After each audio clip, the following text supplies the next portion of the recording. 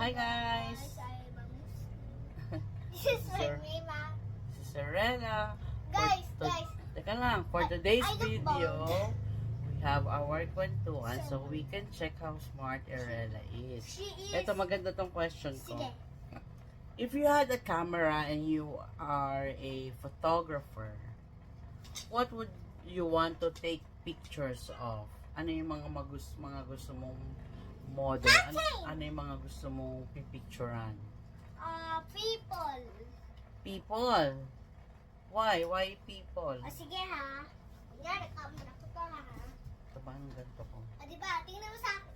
Tingnan mo ako ha. Tingnan mo ako. Apo. Tingnan mo ako dito. I can see you. Basta, tingnan mo lang ako. Put your head little. Ano nga masyado? Mais ko na yung pasta mo. Hindi. Basta I understand you. Okay, Ang okay. gusto mo mga... Okay guys, look at me ha. Naku, dito.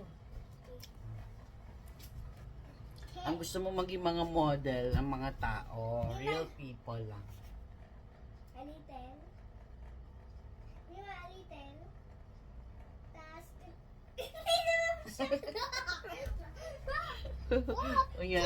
Well, okay naman yun. Ganda no? Tas, konting taas. Tas, baba. Di mo siya. Tas, kamay mo ganito. Ako ang una niyang model. Tingnan nga ka, paano yung ulo mo? Di ba ako?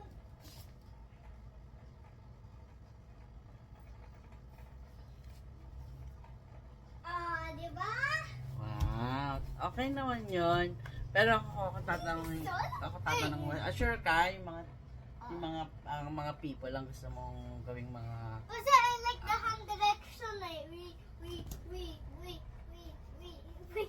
Okay lang naman yan. Pero ako naman, kung ako tatanungin mo, I want to Picture the mountains. take the picture of the sceneries.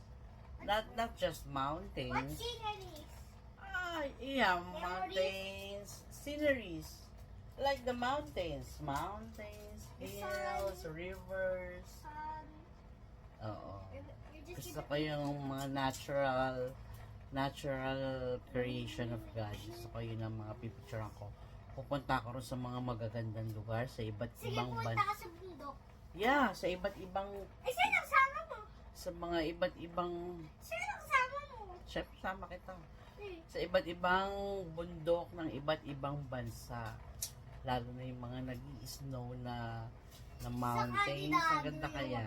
Do you wanna be the snowman? Mm-mm. Come gulit. Yun ang akin. Ako gusto ko sceneries. Si Rel ang gusto niya people. Yun ang gusto niyang model. Okay. Well, thank you for answering my question and thank you for watching, guys. Till next. Bye.